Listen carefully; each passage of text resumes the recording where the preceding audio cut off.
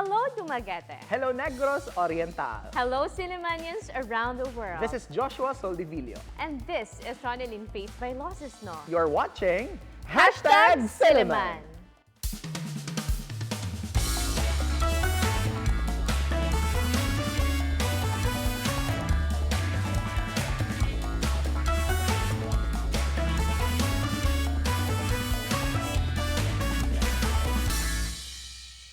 Good evening, everyone. This is a magazine program that talks about different aspects of Silliman University, a program initiated to discuss matters concerning the campus by the sea. Welcome to Silliman. Maayong gabi ka natong tanan. Thank you for watching Silliman. Today is March 31. And as we culminate the celebration for Women's Month with the theme for all women and girls, rights, equality, and empowerment, we invited our friends from the Center for Gender Studies and Development and, of course, from the SUSG Straw Committee or the Students' Rights and Welfare Committee. So without further ado, let me first introduce our guests for tonight. Let's start with the Center for Gender Studies and Development Coordinator, none other than Dr. Myra Luz Waddington. Hello, ma'am, and welcome to Silliman. Yeah. Thank you for having me. All right, and together with Dr. Waddington is our friends from the Straw Committee. Let me first introduce the Vice Chairperson for SUSG Straw, Mary Joy Martinez. Hello, Mary Joy, and welcome to Silliman. Hi, thank you for having me. And with Mary Joy is a Gender Justice and Safe Spaces Head, Keith at Cuban. Hello, Keith. Welcome to Silliman. Hello, thank you for having me. All right, let us first start this conversation. The Women's Month celebration is a celebration meant for women and strong women. With that given, I'd like to ask all of you, how do you define a strong woman? Of course, let us first have Dr. Myra to answer that question. I would always say that all women are strong. Yeah. And to me, why are women strong? We are born to a situation where we are not at parity for the most things with men. Yes. Society seems to put the women at a level where it's not really the same as men in a lot of aspects. And so for women to thrive, they have to be strong, Yes. right? Whether it is emotionally, whether it is physically, whether it is financially, or whether it is other aspects, no? Yes. So for them to survive, because much of the women, we are not just looking after our own selves, we're looking after mostly the family, as well as, of course, our careers and all of that. So, to me, every woman is a strong woman. Strong woman. Thank you very much for that beautiful reminder, Dr. Myra. Now, how about our girls here, or women na pala here? Kate? Okay, Ma'am Waddington gave a beautiful answer already. And Yes. I guess I would like to be more personal in my answer. I think strong women are also raised by strong women. Yes. So I would like to highlight how my mother raised me to be a strong woman. I grew up looking at my mother and watching her navigate life's difficulties. And as Ma'am Waddington said, the society isn't kind to women. I feel like we're set up from the beginning to already experience difficulty. We have inherent pain within us. So my mother taught me how to be strong, to be kind, and to be resilient. Wow, thank you very much for that. Also, Kate. Mary Joy. I would also like to be personal with my answer, as same as Kate. I grew up with my mom being the head of the family because my dad was always away for work.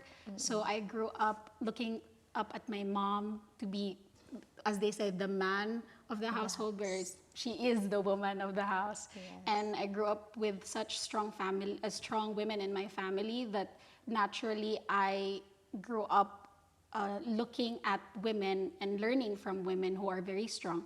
and what I see in them and learn from them, that they're very independent in their own way, very independent, and I think a strong woman empowers women and girls to become who they are and to know their truth, to be true to themselves, and also to be self-aware, to know what's right or wrong.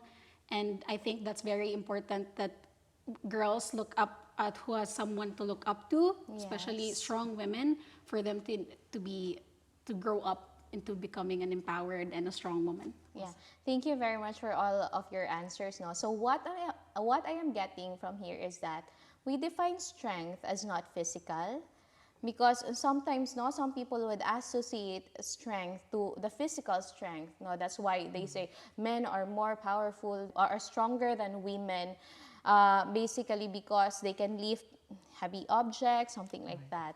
But the strength we're talking about here is the emotional, mental, physical, no, emotional and mental strength, which most or all women have, no? Because as Ma'am Myra said, all women are strong because once we are born as a female, we have inherent difficulties that we are about to face in life. No, so thank you very much for that reminder.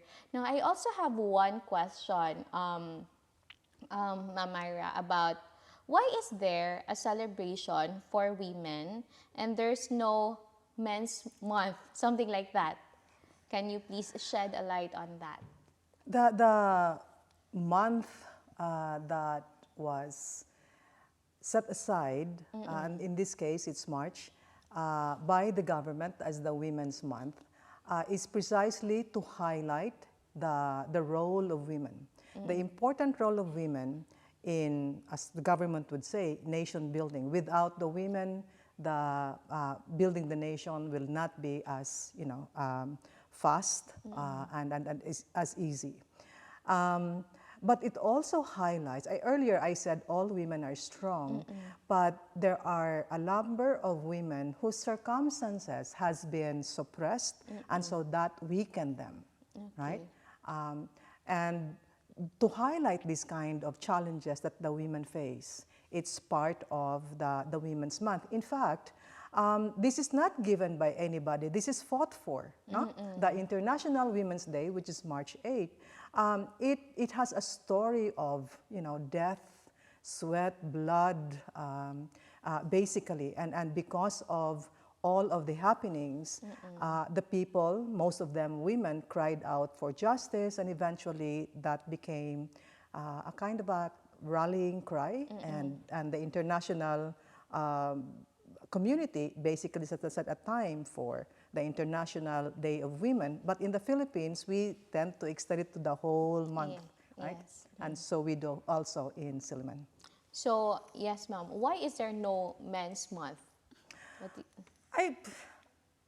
I would think because in all of the 365 days, most of these days are actually, when it comes to who is at an advantage point, I think most of it are for the men. Yes. Advantage. I mean, let me just say, early in the morning, the woman at home has a lot to do, whether you are the yaya or you are the mother of the home, right? The house. You have a lot to do. I'm usually thinking, why is it that I can see a lot of men, cycling in the morning? Not a lot of women are doing that, right? And I think one of the reasons for that is that they have all of the time because they don't have to look after all of the daily things that a family needs to have in place, right? Breakfast and all of that, preparing the children and all of that. And these are really like, free time for men. And you have 365 of free time, whereas there's not a lot of time for women to really have this is our own time, highlighting this one. It still does not free them up from all of those daily routines, but highlighting their importance, that they should have time for themselves, that they should be the one up front at least. No? So I think this is the gist of core of this Women's Month. Thank you very much for that, Ma'am Myra. So women are really expected to nurture the home, no, and that leaves them with no more time for themselves, right?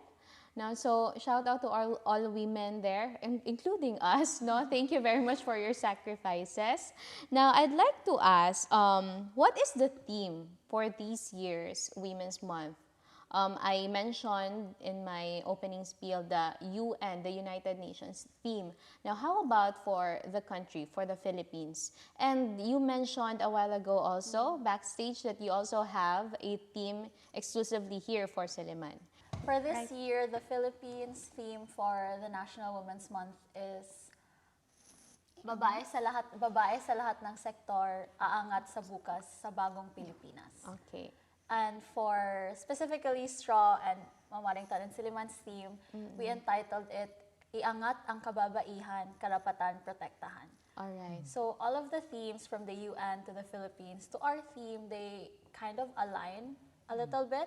We're talking about rising or raising women up and protecting their rights. It's all about women's rights, and not just specific women, but women from all sectors.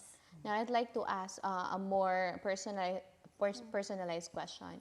How do these themes resonate to you as a woman? Yes, Mary Joy. Well, as a woman, personally, I've encountered where I've struggled with how to navigate through society because there are limitations just because I'm a woman. Yes. That's why, fortunately for me, I'm privileged enough to not be at a situation where it will affect my livelihood, the way I go on with my life, my education. But that doesn't mean it did not happen to me. That does not mean that it's not happening to other women. And I believe that if fighting for it and being vocal about it and celebrating it this month will actually empower women to know their rights, to know that they can fight, like for example, in the sector, like law sector, in the legal sector, they can fight that. But a lot of women don't know na they have these rights that protects them. And I think as an advocate, as women also, it's important for you to educate and to be loud on something that's been silenced for a long, long time. Yeah. Thank you for bringing up that challenges and hardships, no? Ma'am Myra, in this day and age, this is so-called, the digital age, no? Where people can, get information in just one click. In this day and age, is there still challenges that is specifically being faced by women, or the different challenges back then are still relevant nowadays?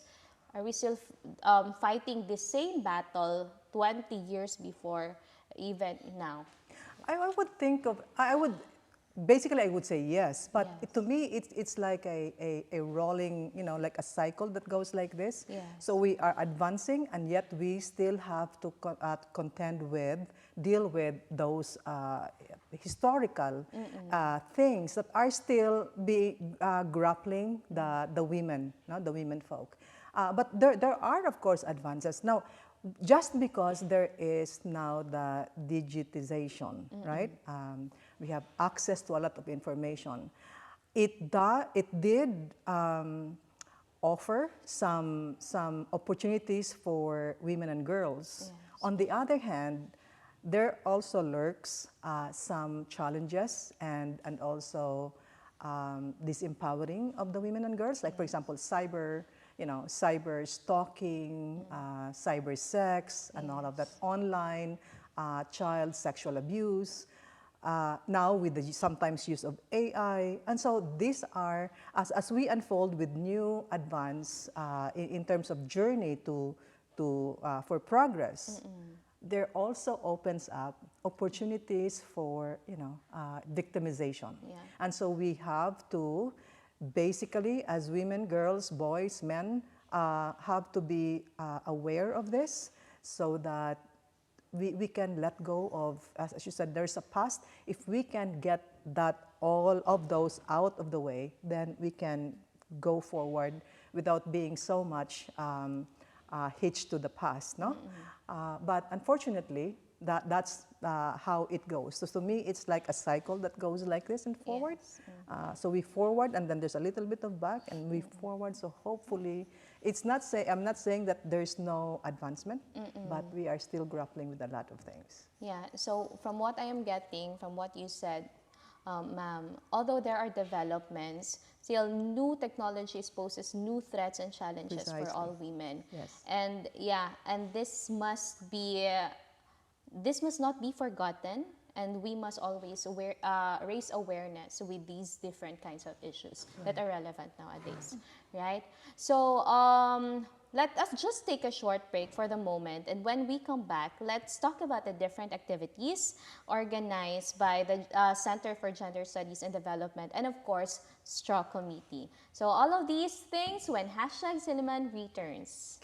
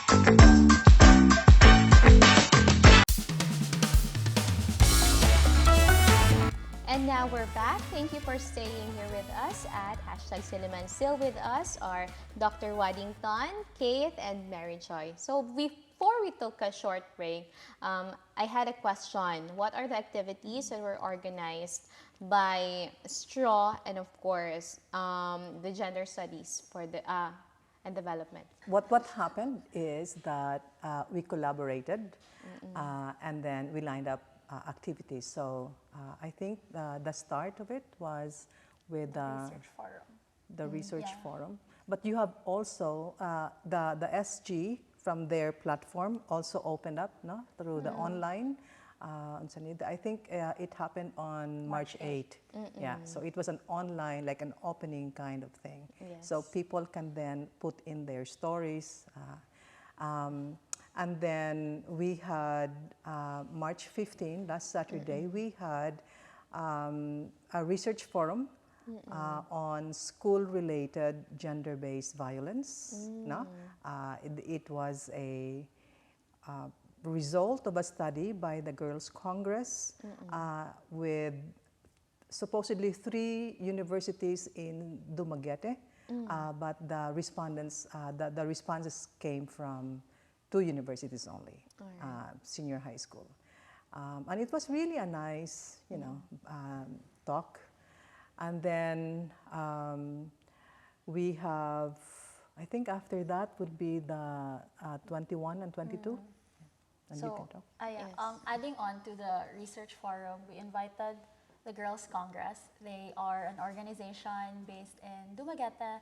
They are young girls who are together engaging in, meaningful and powerful conversations about girls and women.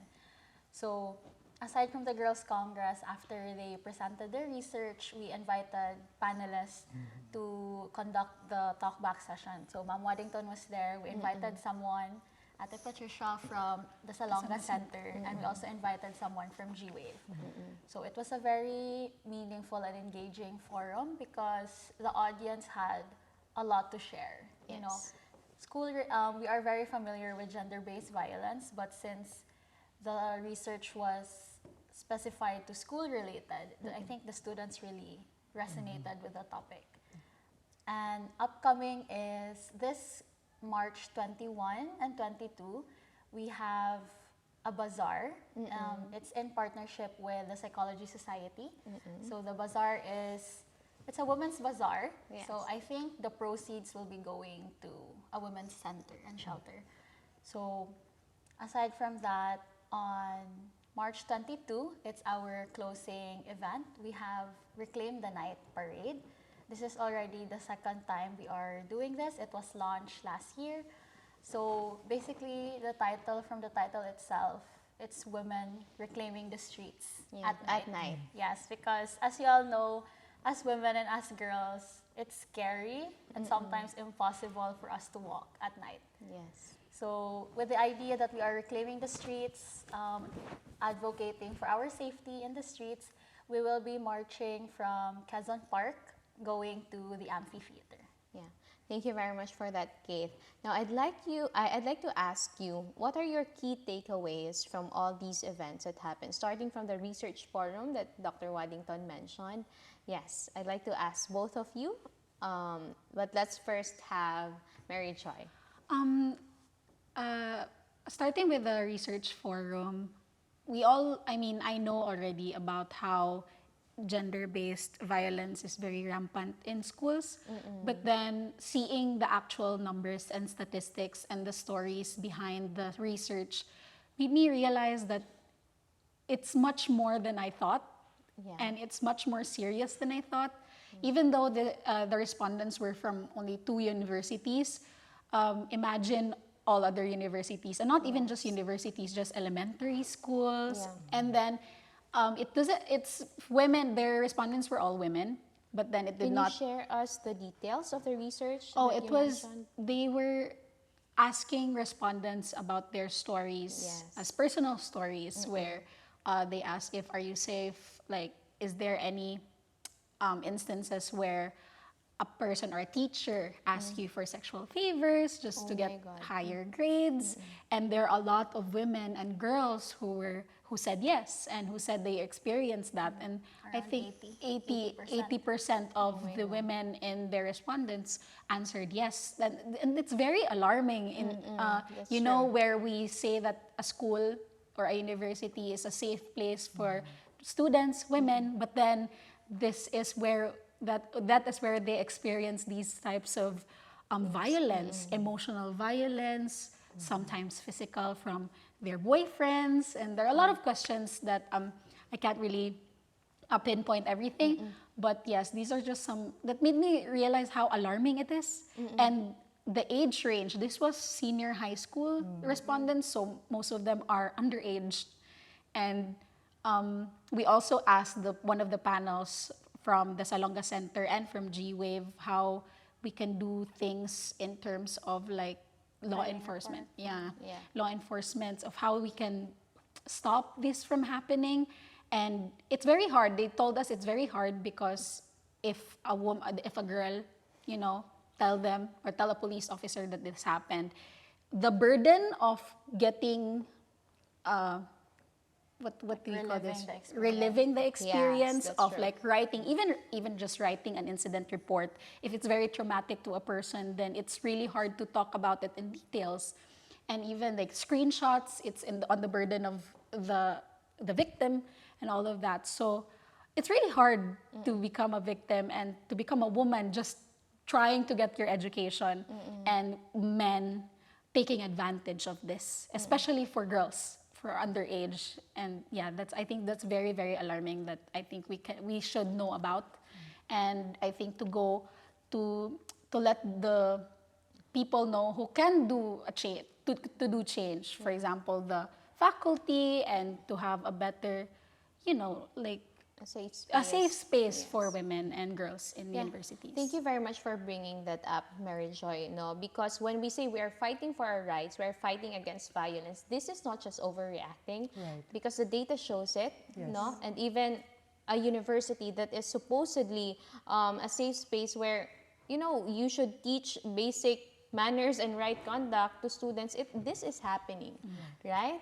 Let's ask also Kate, what's your takeaways from all the events and activities? I think as an organizer for the activities, Yeah.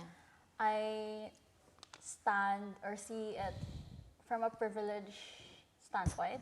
I feel very privileged that I am able to organize these events. Yes. Because decades before, it would be impossible for me to even go to school.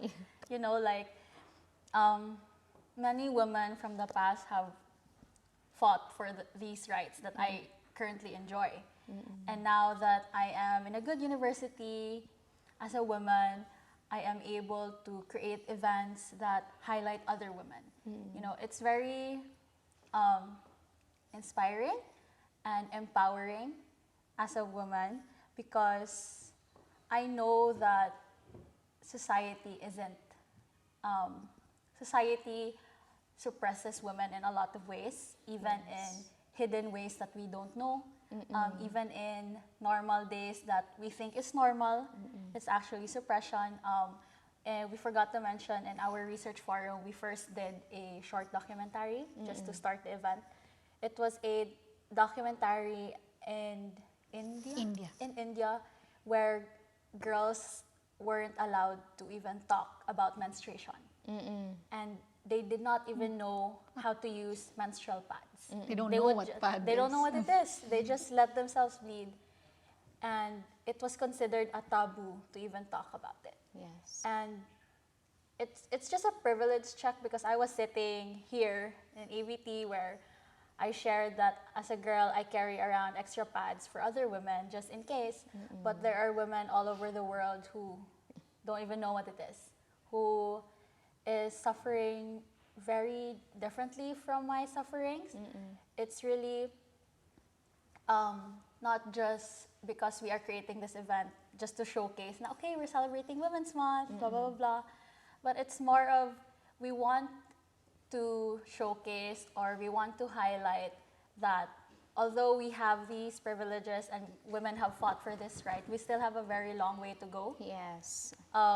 It's never about celebrating it's not about like celebrating the rights we have now, but more of what we can do moving forward.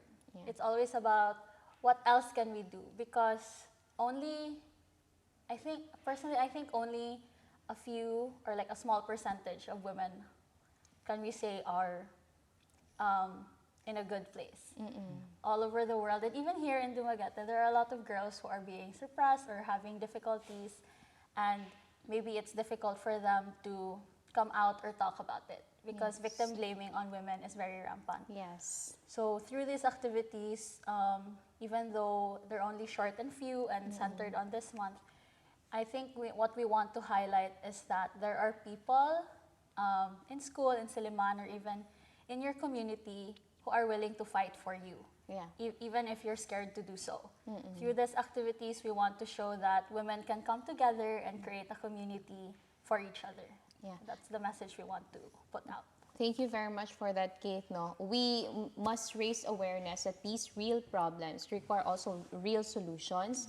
And my question is that, are we open to outside the Silliman community, or are we just celebrating or organizing it for the people in Silliman?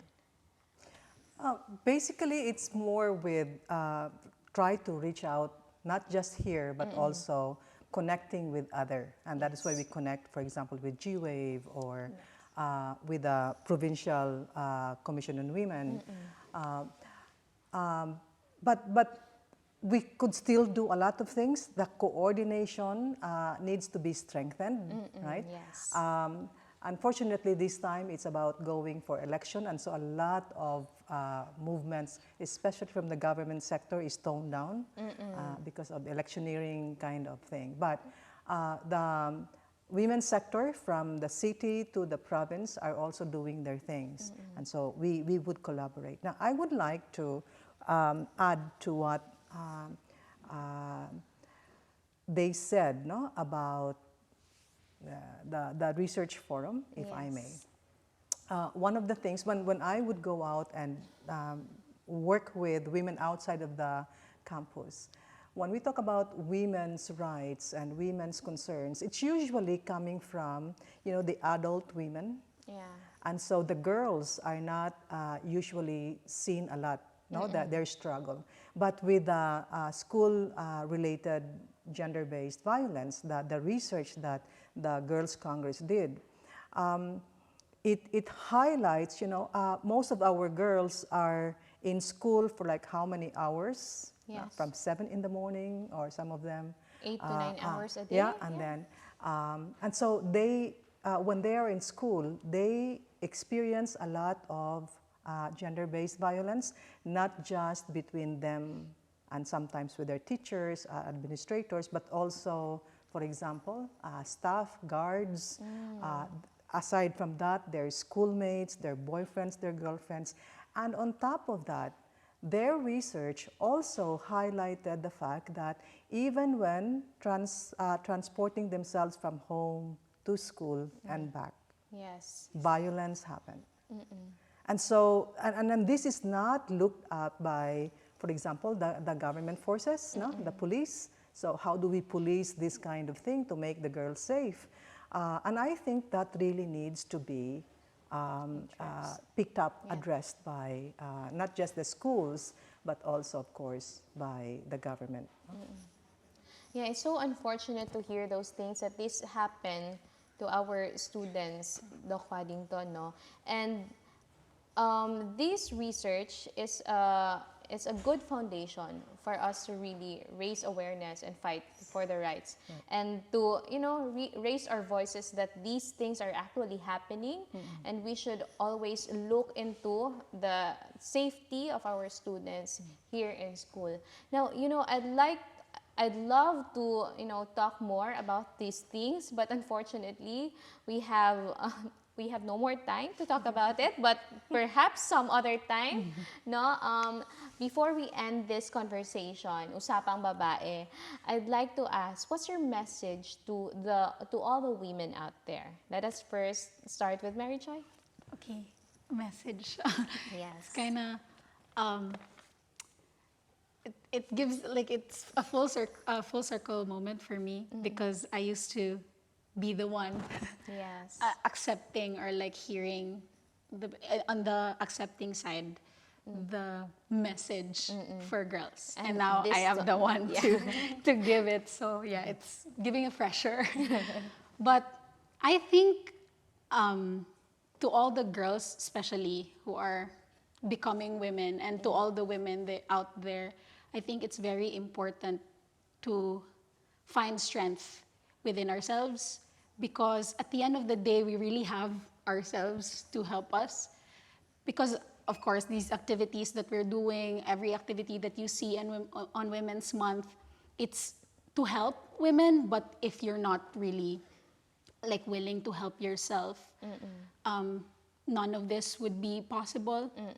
So I think to find strength within yourself, and to actually find strength amongst women, among your community, there are people who are willing to help you and to empower yourself, not to limit yourself na babaera ko, inana. This is just me. This is where I draw the line lang. I think we should break those walls Yes. and aim for the sky. Because if you're putting limits on yourself, ikaw mismo, nagpuput ng limits sa self mo, I think that's what starts stopping yourself from achieving more and becoming more you want, diba? And I think fighting for not necessarily just, like rallying or like going to events as such, but to yourself.